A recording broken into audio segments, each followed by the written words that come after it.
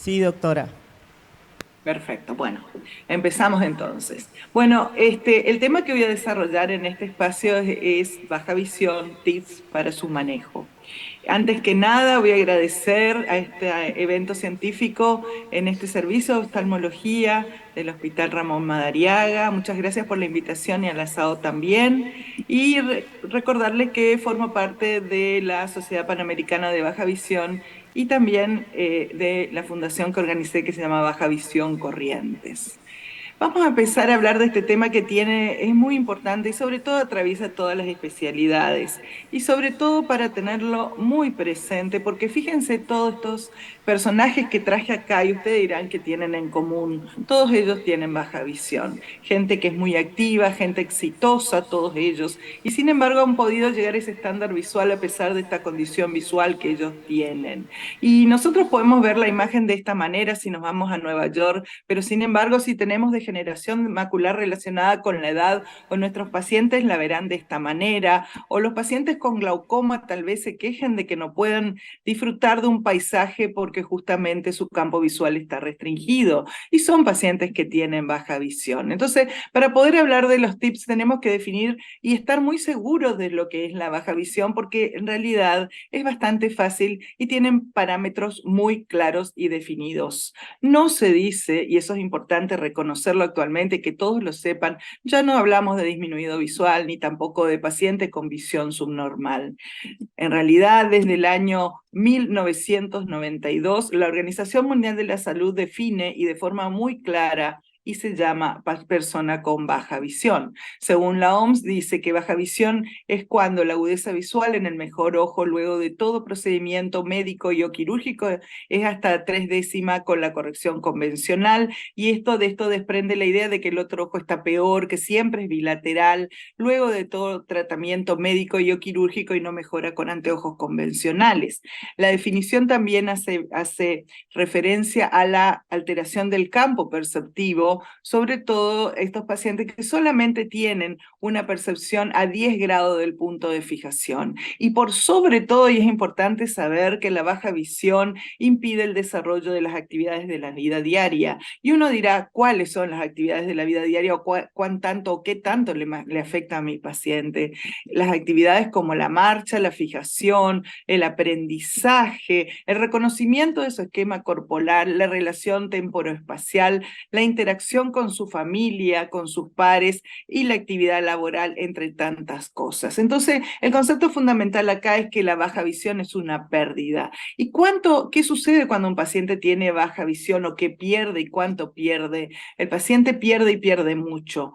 Fíjense, todas estas cosas que a veces no la tenemos en cuenta, la sensación de frustración, de soledad, de depresión, la dificultad con las relaciones interpersonales y familiares, el aislamiento y las actividades de la vida diaria de nuestros pacientes como leer, comer, escribir, manejar sus finanzas, etcétera. O sea, baja visión es una pérdida. Pero yo me puedo poner a pensar, en realidad, no existen tantos pacientes con baja visión. Y sin embargo, para ubicarnos un poco en la epidemiología, deberemos reconocer que la baja visión es la segunda causa de discapacidad después de la motora, y la baja visión y la ceguera en realidad forman parte de la discapacidad. Sin embargo, existe, desde el punto de vista estadístico, un paciente ciego y 9 pacientes con baja visión. O sea, esa característica que no es propia de Argentina se repite a nivel mundial y en todos los países de Latinoamérica. Importante a considerar que tal vez muchos estemos frente a pacientes con baja visión y no nos estamos dando cuenta. Este es el logo de los pacientes con baja visión y existen 314 millones de personas que sufren discapacidad visual en el mundo, de las cuales 45 millones son ciegas y el resto tiene baja visión. Estadística de la OMS del año 2021. Y si nos ponemos a pensar en dinero, fíjense la gran cantidad de dinero que significa estos pacientes que tienen discapacidad visual desde el punto de vista económico y cómo va a progresar en los años subsiguientes. Fíjense patologías como la diabetes, que produce ceguera y baja visión. Todos sabemos que tenemos muchos pacientes diabéticos. En números, fíjense, 62 millones de personas tienen diabetes tipo 2 y se estima que alcanzará a 109 millones para el año 2040. La degeneración macular relacionada con la edad ascenderá la incidencia a 288 millones en el 2040. Es la tercera causa de baja visión en el mundo y la primera de pacientes industrializados, y aumenta su incidencia en forma exponencial. Pero ¿qué pasa en nuestro país? Existen una población de adultos mayores que ha crecido en forma importante, mucho más que las otras franjas etarias, lo que hace que justamente nuestra sociedad se esté envejeciendo, lo que va a significar que tendremos muchos más pacientes con degeneración macular en el futuro. ¿Cuáles son las causas? Múltiples. Acá les voy a pasar rápido para ir haciendo, justamente pasando en forma rápida. Todos hemos tenido y seguiremos teniendo, o tal vez no nos dimos cuenta que tenían baja visión, múltiples, variadas de acuerdo a la edad del paciente. Acá vemos imágenes de distintas patologías que pueden provocar baja visión. ¿Cómo lo debo evaluar? Como cualquier paciente que viene a mi consulta, con todos los estudios. Debo derivar a ese paciente con mi historia clínica que yo tal vez he realizado en mi consultorio. Debo enviar a un grupo que trabaje en baja visión o colega que trabaje en baja visión para poder de esa manera el mejor manejo de estos pacientes, que deben ser manejados en grupos interdisciplinarios. Estos grupos interdisciplinarios tienen que estar formados, sí o sí, por un médico oftalmólogo que va a ser el director del grupo interdisciplinario, rehabilitadora o estimuladora visual, psicólogo, psicopedagogo, óptico que trabaje en baja visión, terapeuta ocupacional y todos aquellos médicos que trabajen de una u otra manera relacionado con la discapacidad, como el pediatra, el gerontólogo, el neurólogo, si nosotros necesitamos. Y una vez que tenemos ya definido que nuestro paciente tiene baja visión, ¿qué hago con ese paciente con baja visión? El paciente tiene que ingresar dentro de lo que nosotros llamamos estimulación y o rehabilitación visual. Para entender en qué consisten estos conceptos, tenemos que reconocer que la visión es una función sensorial y en los niños resulta de un proceso aprendido y requiere obviamente de la integridad del sistema nervioso central y del ojo. El desarrollo de la visión es progresivo y producto del aprendizaje, y por eso es muy importante reconocer los diagnósticos tempranos, sobre todo en niños que tengan baja visión, que ameritan su estimulación visual. De la visión depende las habilidades cognitivas, las habilidades sensoriales y demás habilidades. Y la estimulación y rehabilitación visual promueve el desarrollo integral del niño, la integración social, la independencia y su autonomía. ¿En qué consiste básicamente la baja visión? Son una serie de técnicas que permiten generar conexiones neuronales en etapas tempranas del desarrollo visual. ¿Desde cuándo podemos estimular? Que esa es la gran duda. Desde muy pequeño, desde los 3 meses de vida. Fíjense lo temprano que podemos empezar a trabajar. Siempre consideramos aspectos madurativos neurológicos, siempre incluimos a las familias en la estimulación, ya que las sesiones básicamente se van a realizar en la familia, dentro del ambiente familiar.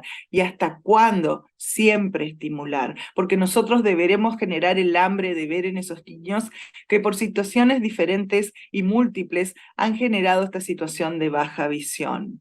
Debemos usar ya en forma temprana filtros, apelamos a la multisensorialidad como herramientas de estimulación en estos niños y seguir estimulando siempre más allá de la institución con juegos, pinturas, moldeado, etc.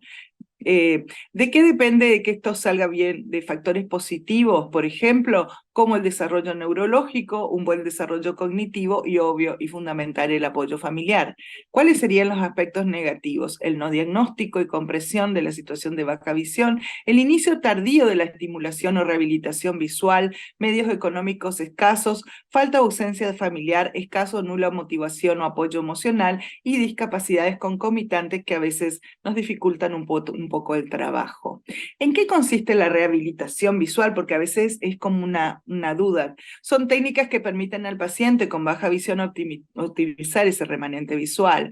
Permiten seguir utilizando la visión y aprender a maximizar los beneficios de la visión remanente. Utilizan la magnificación y la mejoría del contraste como herramientas fundamentales para eso. Dentro de ellas tenemos la orientación y movilidad, las actividades de la vida diaria y la reubicación laboral en el caso de los adultos.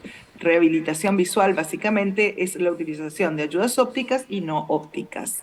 Ahí vemos cómo vamos a usar a través de estas herramientas la magnificación. Fíjense, lupas, ¿sí? En distintas variedades, otras barras de lupas, ayudas ópticas de distinto tipo. Vemos, por ejemplo, la superior del lado izquierdo es más para niños, con luz, con apoyo, sin apoyo. Niños utilizando lupas, atriles, o sea, ayudas ópticas y no ópticas, en el caso del atril, adultos, por ejemplo, para actividades, lupas de tejedor o de relojero, le llamamos, para distintas actividades, filtros, telescopios, telescopios manuales. Ahí vemos ayudas ópticas electrónicas que podemos utilizarlas y vemos más ayudas ópticas.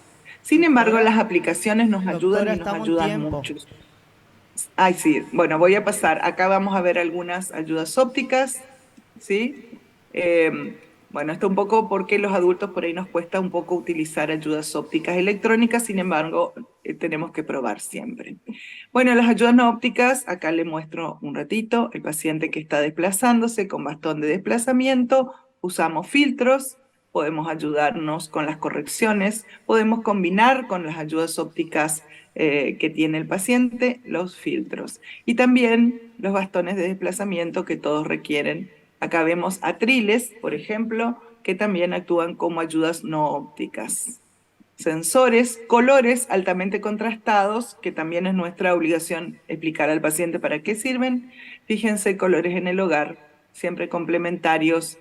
Y sobre todo, los invito a este gran desafío que es la baja visión, porque